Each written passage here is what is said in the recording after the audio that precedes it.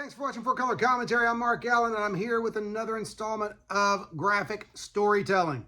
And this series, which just got started, basically is pointing out times in comics, mainly comics before the modern day. How should I define this? I try not to do comics within the last 10 or 20 years because comics have gotten more graphic as the Comics Code Authority has kind of been put away, okay? So these are usually well done, and like in this case, well done acts of real violence that left so much to the imagination, but you still went, ew, wow. So this is the subject of this video is a comic book from 1987, and it kind of picks up from a storyline that happened in a four-issue Mephisto limited series. You had Mephisto versus the Fantastic Four, Mephisto versus the X-Men, and then the Avengers, and something else. Maybe X-Factor, I think, was one of those. But anyway, just this. I'm not going to give away the whole story, but this picks up from that story, and this is Thor number 381. And in this story, Thor is, well, again, I won't give away, but I will say, just to set this up, some frost giants find Thor and the other Avengers in an unconscious state after having battled Mephisto, okay? And of course, the frost giants always being some of Thor being one of their primary, if not the primary antagonist of the frost giants. They find him, and Thor has been reduced. He's still alive, but as it looks like his armor is empty, they pick it up and they realize, hey, his body weight's still in there. He's still warm. And what has happened basically is he has been put into a state, and I don't remember now if it was by Mephisto or by Hela, that he couldn't die.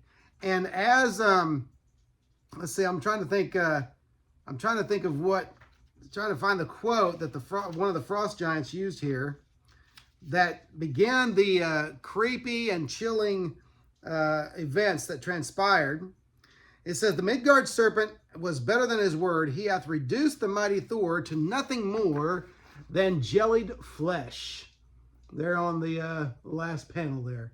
So Thor is inside his armor, and his body has just been reduced to a almost liquefied mass. Now wrap your mind around that, okay?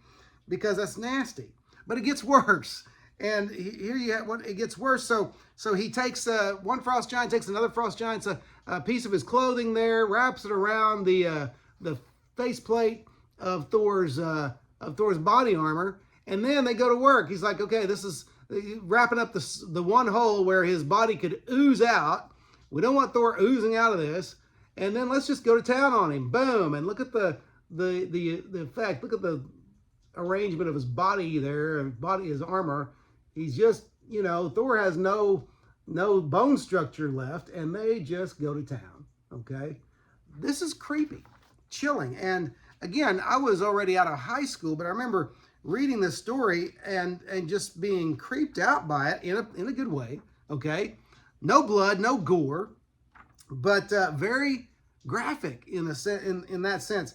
And hats off to Walter Simonson, writer, and Sal Buscema, of course, penciler. And just great stuff there. And that's basically it. They leave the rest to the imagination, but except for a couple of pages later when they show, they're still, Loki shows up on the scene, but they're still just pounding away at Jelly Thor, if you will. And so anyway, just creepy, graphic, and amazingly descriptive in a sense. It leaves a lot to the imagination, even though it was described what was going on. So that's Thor number 381. That's some graphic storytelling there.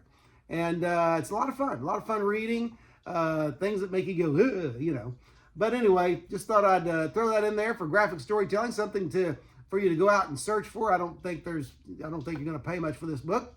I don't know of any first appearances or anything like that. I remembered that story, went back and read it, and then I thought, well, this is something to share on 4Color Commentary. Anyway, that's it. Thanks for watching 4Color Commentary. God bless all of our police and all first responders, and we'll see you next video.